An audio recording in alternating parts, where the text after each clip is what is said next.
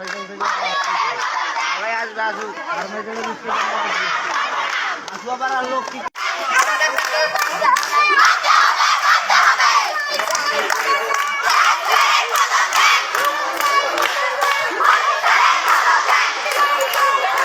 করা হবে না। আবার আমাদেরকে বলছে যে তোমরা কোরআন শরীফের সূরা মুখস্থ করবা, 7 দিনের মধ্যে অর্থসহ সূরা মুখস্থ করবা, তাই নাইলে হিজাব করবা। হিজাব ছিল, হিজাব থেকে ওরা হিজাব করতে বলছে, আবার পর্দা করতে বলছে।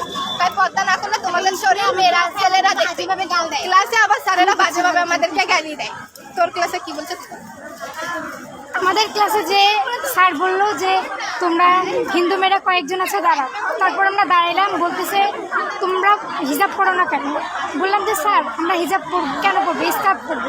কয় না, তোমরা যে হিজাব পড়ো না, তোমরা রাস্তা দিয়ে যে হাঁটো, ছেলেরা তোমাদের শরীর থেকে আকর্ষিত হয়, এই জন্য তোমাদের হিন্দু মেয়েদের আজকাল বিয়ে হচ্ছে না।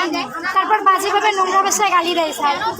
তারপর বলে যে হিজাব পরে আসবা, পরের দিন থেকে পরে আসবা। আর আমাদের পরের মাঝখানে বাজে ভাষা অনেক। তোমরা যে গীতা পাঠ করতেছো, তোমাদের বাবা মাকে গীতা পাঠের মাহাত্ম্য বুঝে, আমরা যদি না বুঝতাম তাহলে কি পড়তাম? ওনার কথা আমরা গীতা পাঠের মাহাত্ম্য বুঝি না, আমাদের বাবা মাও বুঝে না। তো শরীরে হাত দেওয়ার যে একটা বিষয় উঠছিল, এটা কি সত্যি? আরো ইচ্ছে আরো কত নোংরা ভাষায় কথা বলে, যত নেগেটিভ কথা আছে আমাদের হচ্ছে ধর্মীয় স্যার, মুসলিম ধর্ম ক্লাসে যত নেগেটিভ ধর্মের কথা আছে সবকিছু উল্লেখ করে। আর বাবা মাকে গালি দেয়। মূর্তি পূজা করলে কি হয়? মূর্তি পূজা করে লাভ কি? এসব কথা বলে, শিবলিঙ্গ নিয়ে অনেক ধরনের কথা বলে। সেই স্যারের নাম কি? মৌলভী স্যার।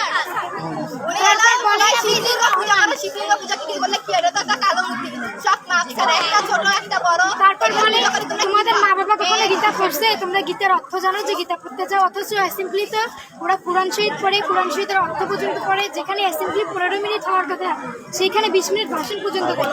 আর আমরা বলছি স্যার 2 মিনিটের জন্য আমাদের গীতা পড়তে হবে না? কয় সময় হয় না। তোমরা গীতা পড়তে মাহাত্ম্য জানো? বাবা মা গীতা পাঠ করে, এর আগে বন্ধ করছিল, তারপরে কমপ্লেন দেওয়ার পর শুরু করছে, আবার ওরা বন্ধ করছে। কালকে আমরা যেহেতু বলছি, উনি এখন বলে সময়টা হচ্ছে, কিন্তু উনি কিন্তু বক্তব্য দেয় 20-25 মিনিট করে। অথচ কোরআন শহীদ বলে, আবার আমাদেরকে বলে 1 সপ্তাহের মধ্যে কোরআন শহীদ তোমরা মুখস্থ করে আসবে, নাহলে ছেলেরা তোমাদের শরীর দেখে। এই জন্য ধর্মীয় আমি শাখা সিঁদুর কেন পড়ি, এই ধরনের কথাবার্তা স্কুলে কেন চলবে?